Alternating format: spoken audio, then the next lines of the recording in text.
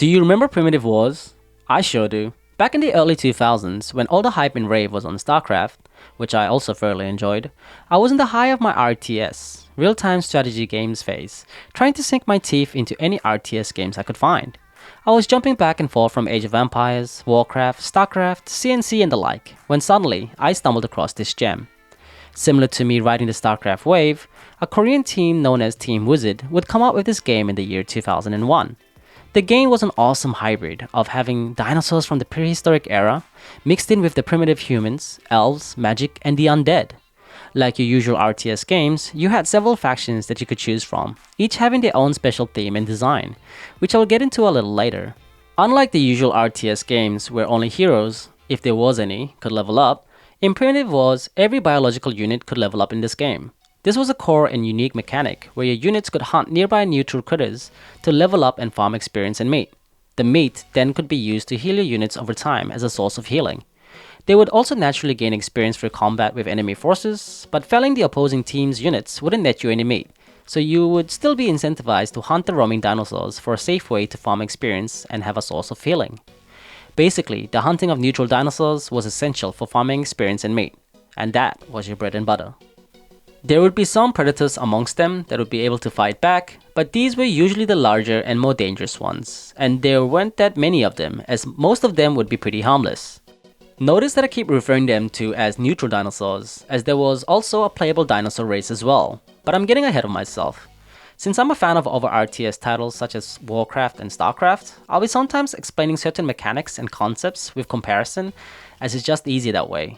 But for the people who haven't played these games, I'll try to the best of my abilities to explain in layman's terms.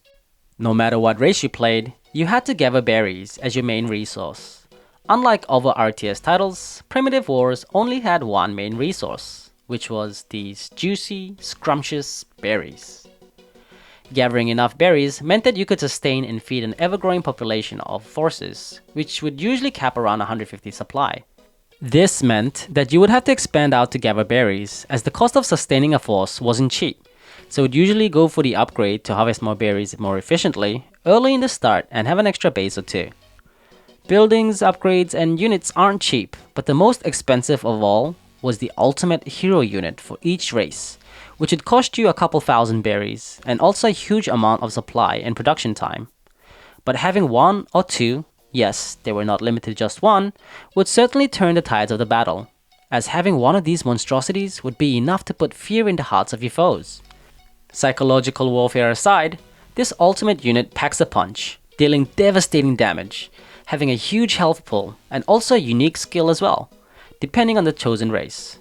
The respective hero unit has different weaknesses and strengths, which leads me to my next segue about the races. The Primitives. The Primitives were the mandatory human race of this game. The Primitives, as the name implies, was basically our ancestors that lived in the Stone and Dark Ages. Actually, it's kind of hard to actually pinpoint what period they reflect, as the technology they have wouldn't really necessitate to one era, as they had flying wooden constructions and weapons and themes that were just kind of a jumbled mess. The technology they had was like they had their own early Da Vinci creating these contraptions. Each race had their own gimmick, and for the Primitives, they had a special blacksmith building that served as an armory for units to upgrade themselves even further by equipping better weaponry. The basic worker units for the Primitives, called Buildmen, were basically Neanderthals with high intellect, able to construct complex buildings and carry out orders with precision, is what I would like to say. But out of all the four races, these workers were the buggiest out of all the races, as they would get stuck due to unit collision and sometimes run around aimlessly, not being able to complete their tasks. Not sure if this is because of the berry placements, but it was quite annoying as none of the other races I played had this problem. That aside, the workers would be able to finish buildings quicker by working together similar to Warcraft peasants, and also be able to repair buildings which other races could not.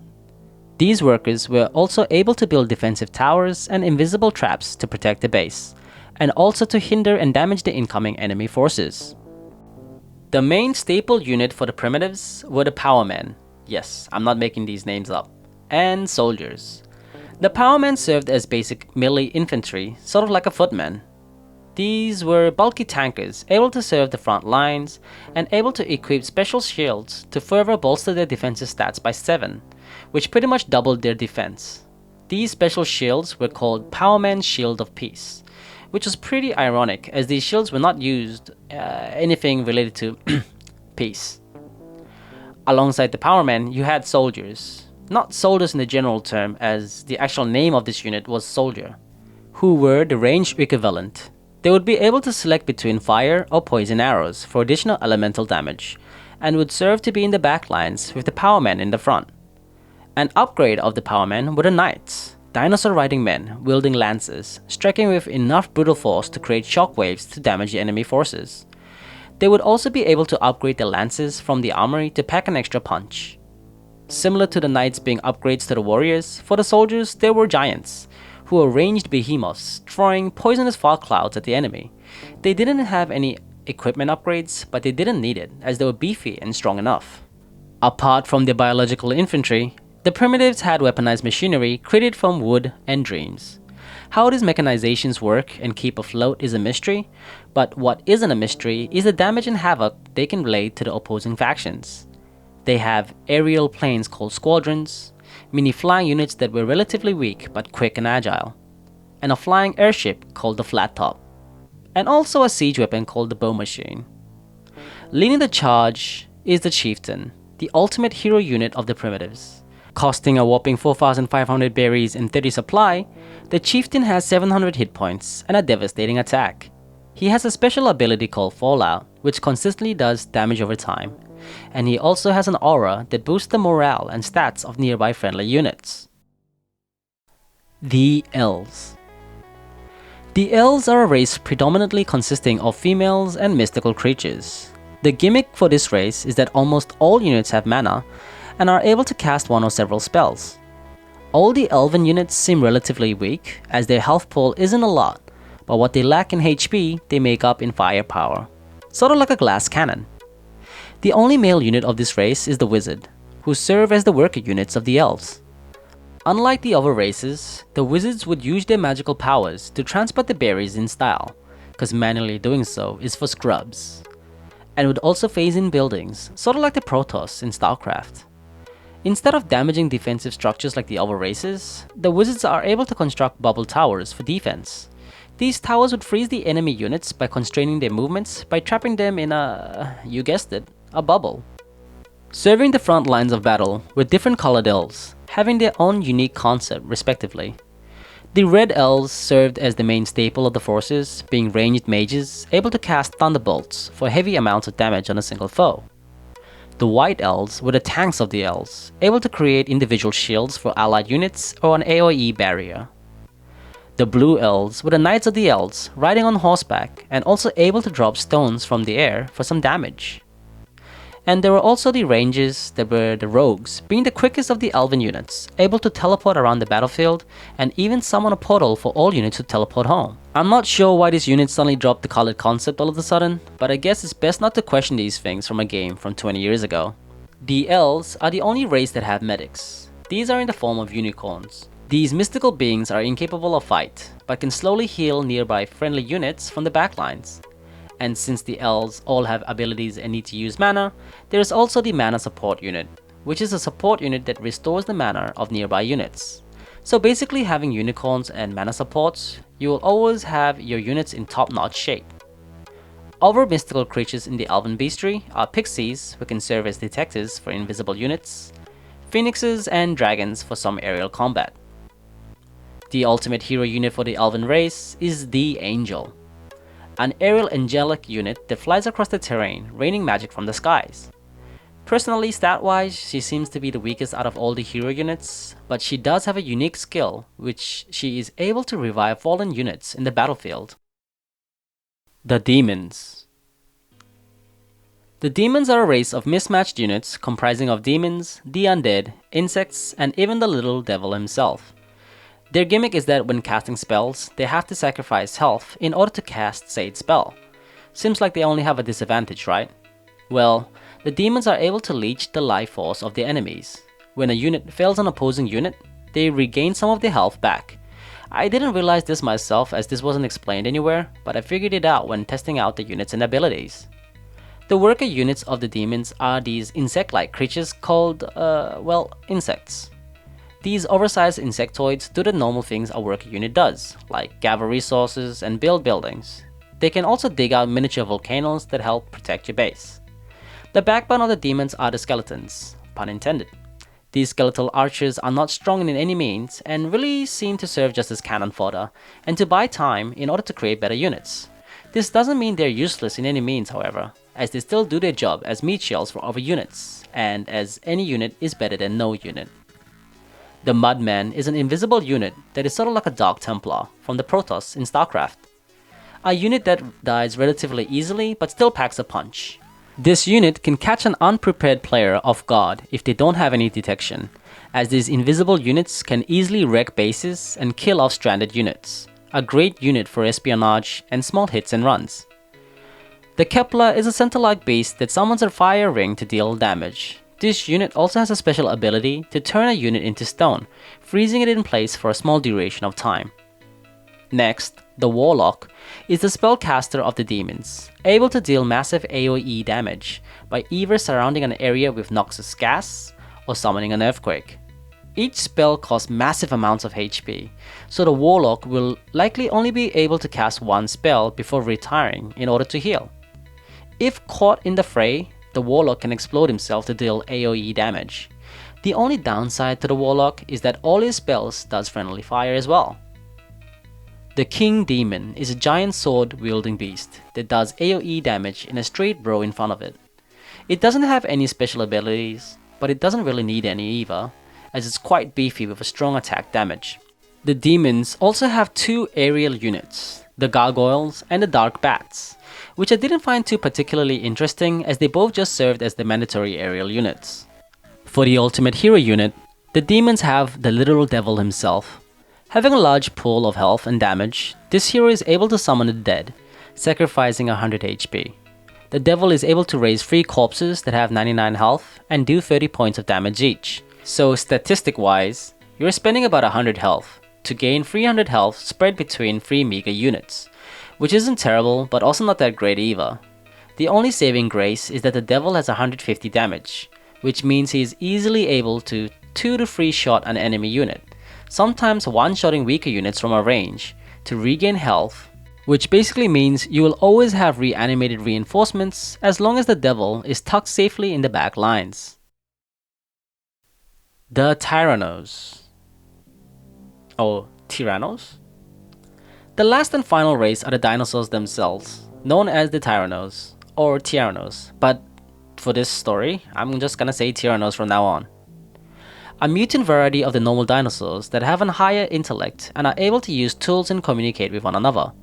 Their gimmick is that you can combine certain units to make different units, sort of like the Protoss in SC, and also having them to be able to disguise themselves by transforming into neutral dinosaurs to trick the enemy.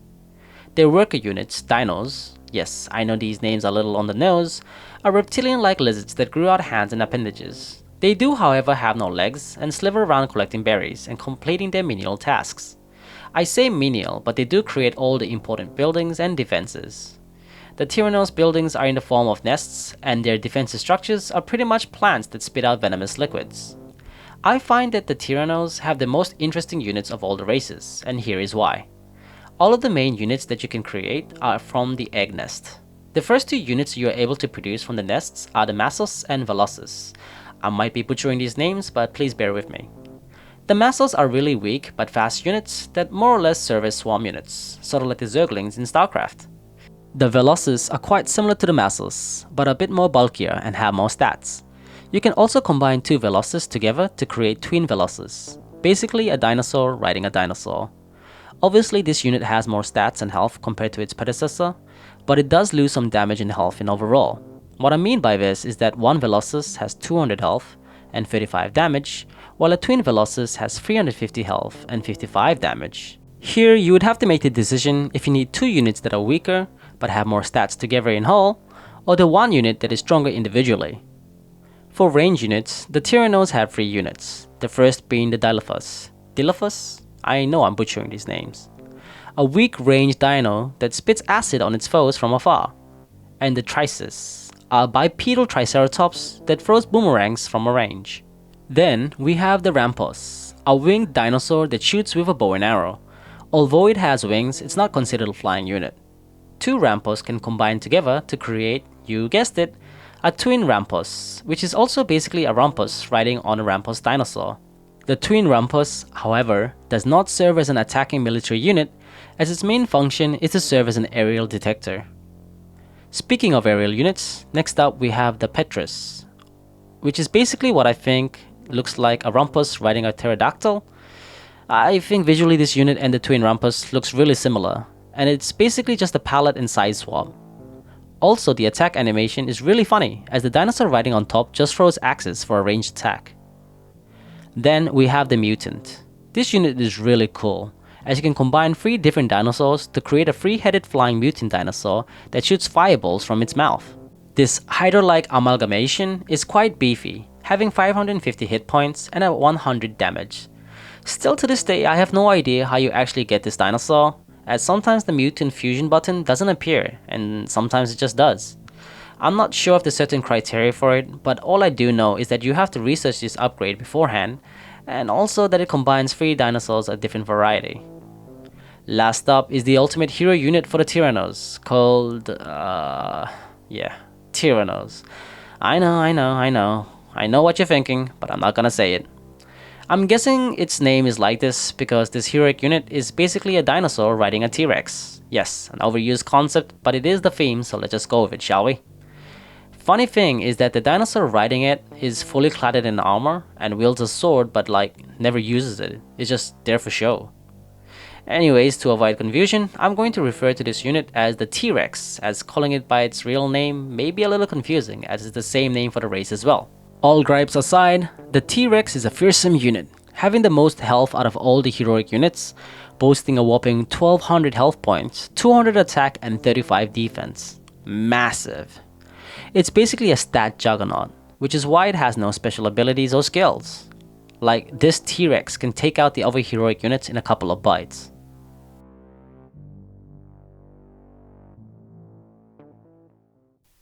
So, those were all the 4 races of this classic game, and although I didn't mention some things here and there, I'm sure you get the basic gist of this game. I'm not sure if you played this game before, but if you have, did this video give you nostalgic memories of the past? If not, would you be willing to play such a vintage game? If you're looking for some old RTS games to relive those moments, Primitive Wars, Jurassic Era might be the game that scratches your itch.